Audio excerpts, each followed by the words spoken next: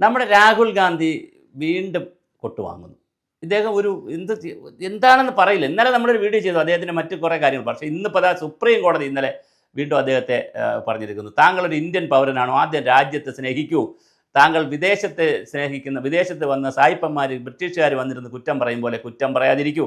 താങ്കൾ ഇന്ത്യൻ പൗരനാവൂ, ഇന്ത്യയെ സ്നേഹിക്കൂ എന്ന് പറഞ്ഞപ്പോൾ സുപ്രീം കോടതിയിൽ മനു അഭിഷേക് സിംഗ് എന്ന് പറയുന്ന രാഹുൽ ഗാന്ധിയുടെ വക്കീൽ പറഞ്ഞു, അല്ല അദ്ദേഹം ഇന്ത്യൻ പൗരനായതുകൊണ്ടും പ്രതിപക്ഷ നേതാവായതുകൊണ്ടാണ് ഇങ്ങനെ പറഞ്ഞത്, രാജ്യസ്നേഹമുള്ളത്. അപ്പോൾ കോടതി പറഞ്ഞു, ജസ്റ്റിസുമാർ പറഞ്ഞു, എന്ത് രാജ്യസ്നേഹം, ഇങ്ങനെയാണ് രാജ്യസ്നേഹം കാണിക്കുന്നത്? ഈ 2000 സ്ക്വയർ കിലോമീറ്റർ ഏരിയ ചൈന കൊണ്ടുപോയെന്ന് ആര് കണ്ടുപിടിച്ചു? ഏത് ഉത്തരവിൻ്റെ അടിസ്ഥാനത്തിൽ, ഏത് പഠനത്തിൻ്റെ അടിസ്ഥാനത്തിൽ, എന്ത് തെളിവിൻ്റെ അടിസ്ഥാനത്തിലാണ് പറയുന്നത്? ആരോ എവിടെയോ ഫേസ്ബുക്കിൽ കാര്യം വിടുമെന്ന് പറഞ്ഞ് എക്സിലും ഫേസ്ബുക്കിലും വാട്സാപ്പിലും ഒക്കെ ഒരുപാട് റൂമർ വാർത്തകൾ വരും, ഒരുപാട് ഇതുപോലത്തെ തള്ളു പരിപാടികൾ വരും. അതെല്ലാം അതുപോലെ രാഹുൽ ഗാന്ധി ചെയ്യാൻ പാടുണ്ടോ എന്നാണ് സുപ്രീം കോടതി ചോദിച്ചത്. അതുകൊണ്ട് താങ്കൾ ആദ്യം പാട്രിയോട്ട് ആവോ.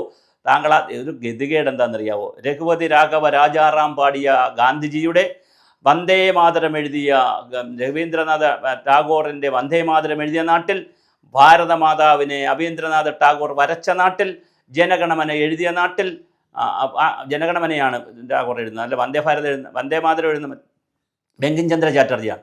അങ്ങനെ എഴുതിയ നാട്ടിൽ ഇങ്ങനെ ഓരോരുത്തർ പാട്ടുകൾ എഴുതി പിന്നെ വളരെ വലിയ രാജ്യസ്നേഹം കൊണ്ടുവന്ന നാട്ടിൽ, ഖാദിയുടെ ഉൽപ്പാദനത്തിലൂടെ, ഖാദി ഉൽപ്പന്നങ്ങളുടെ വലിയ രാജ്യസ്നേഹം ഉണ്ടാക്കിയ നാട്ടിൽ കോൺഗ്രസിൻ്റെ പ്രതിപക്ഷ നേതാവിനോട്, കോൺഗ്രസിൻ്റെ ഒരു നേതാവിനോട് സുപ്രീം കോടതിക്ക് പറയേണ്ടി വരുന്നു എന്ന് പറയുന്നത് ശരിയല്ല രാഹുൽജി. അതിലൊരു ഗതികേടുണ്ട്. കാരണം മറ്റേതെങ്കിലും പാർട്ടിയോട്, ഇന്ത്യയിലെ ഏതെങ്കിലും രാഷ്ട്രീയ പാർട്ടിയോട് നിങ്ങൾ ഇന്ത്യയെ സ്നേഹിക്കൂ, ഇന്ത്യക്കാരനാവൂ, ഇന്ത്യൻ പൗരനാവൂ, എന്നിട്ട് കാര്യങ്ങൾ പറയൂ എന്ന് പറഞ്ഞാൽ നമുക്ക് മനസ്സിലാവും. പക്ഷേ കോൺഗ്രസിൻ്റെ വലിയൊരു നേതാവായ, അതും ഗാന്ധി കുടുംബത്തിൽപ്പെട്ട നെഹ്റുവിൻ്റെയും രാഹുൽ ഗാന്ധി ഇന്ദിരാഗാന്ധിയുടെയും രാജീവ് ഗാന്ധിയുടെയും ഒക്കെ കുടുംബത്തിൽപ്പെട്ട പിന്മുറക്കാരനായ യുവരാജാവിനോട് ഇങ്ങനെ പറയേണ്ടി വരുന്നത്, അല്ലെങ്കിൽ താങ്കൾക്കത് കേൾക്കേണ്ടി വരുന്നത് ഒരു നല്ല രാഷ്ട്രീയമല്ല, നല്ല ചിന്തയല്ല.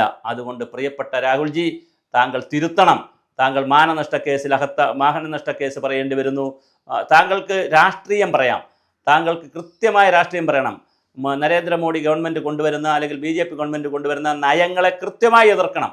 അഴിമതി ഉണ്ടെങ്കിൽ കൃത്യമായി തുറന്നു കാട്ടണം. അഴിമതിയുടെ തരുമ്പ് പോലും കഴിഞ്ഞ 11 വർഷമായി തുറന്നു കാട്ടാനില്ല. മാത്രമല്ല, കോൺഗ്രസ് എങ്ങനെയാണ് പ്രതിപക്ഷത്ത് പോയതെന്ന് കൂടി ആലോചിക്കണം. ആദ്യഘട്ടത്തിൽ മോദി വന്നത് എങ്ങനെയാണെന്ന് ആലോചിക്കണം. വളരെ കൃത്യമായ അഴിമതിയിലൂടെ, ബൊഫോഴ്സ് അഴിമതി ഉൾപ്പെടെയുള്ള ഒരുപാട് അഴിമതികളിലൂടെ, 2G സ്പെക്ട്രം പോലുള്ള സ്കാമുകളിലൂടെ ഇന്ത്യൻ ജനത മടുത്തിട്ടാണ് വേറൊരു ആൾട്ടർനേറ്റീവ് ഭരണം ഇവിടെ വന്നത്, BJPയുടെ. അത് യാതൊരു അഴിമതിയുടെ പൊടിയും കണ്ടുപിടിക്കാനില്ല. ചില ഈ യുദ്ധവിമാനത്തിൻ്റെ പറഞ്ഞ കാര്യം, അതെല്ലാം ഉണ്ടയില്ല വെടിയായിട്ട് പോയി.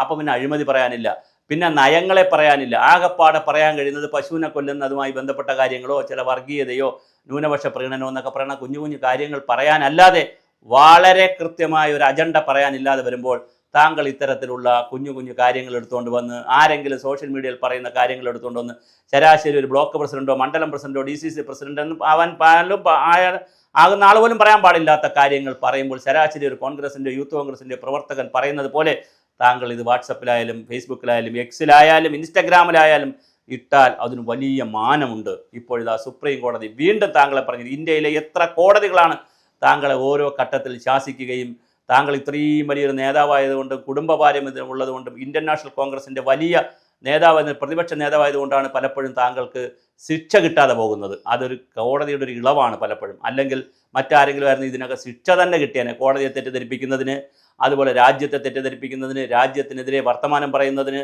എന്തൊക്കെ വർത്തമാനം താങ്കൾ പറഞ്ഞു. ഇന്ത്യ പാകിസ്ഥാൻ സംഘർഷം നടന്നതിൽ പാകിസ്ഥാനിന് മുമ്പിൽ നമ്മൾ സറണ്ടർ ചെയ്തു എന്ന് പറഞ്ഞു. അത് ഡൊണാൾഡ് ട്രംപ് പറഞ്ഞിട്ടാണെന്ന് പറഞ്ഞു. എന്തൊക്കെയാണ് താങ്കൾ പറയുന്നത്? യാതൊരു സെൻസിബിലിറ്റിയും ഇല്ലാത്ത ന്യൂസുകൾ പടച്ചുവിടുക, അതിന് കയ്യടി വാങ്ങുക. ഇതൊരു നല്ല ശീലമല്ല. ഒന്നുകിൽ താങ്കൾ ഈ സോഷ്യൽ മീഡിയ പ്ലാറ്റ്ഫോമിൽ പറയുക, അല്ലെങ്കിൽ കോൺഗ്രസ് യോഗത്തിൽ പറയുക. യാതൊരു ഉത്തരവാദിത്വമില്ല. താങ്കൾ ഒരിക്കൽ പാർലമെൻറ്റിൽ സംസാരിച്ചതിന് ശേഷം മോഡിയെ നോക്കി കണ്ണിറക്കി കാണിച്ചിട്ട് ഓടിപ്പോയി കെട്ടിപ്പിടിച്ച് ഉമ്മ കൊടുക്കുന്നുണ്ട്. എന്തൊരു നേതാവാണ് താങ്കൾ! താങ്കൾ ഇപ്പോൾ കുട്ടിത്തം വിട്ടില്ലയോ? ഇപ്പോഴും ആ കുട്ടിത്തം വിട്ടിട്ടില്ല എന്നാണ് തോന്നുന്നത്. താങ്കൾ പക്വതയുള്ള നേതാവാവുക. സുപ്രീം കോടതിയിൽ നിന്നും കിട്ടിയിരിക്കുന്നു, വീണ്ടും കിട്ടിയിരിക്കുന്നു.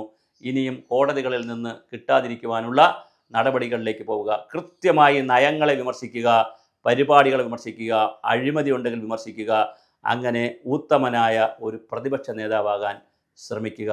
നമുക്ക് വി ഡി സതീശനെയും രമേശ് ചെന്നിത്തലയൊക്കെ കണ്ടു പഠിക്കാം.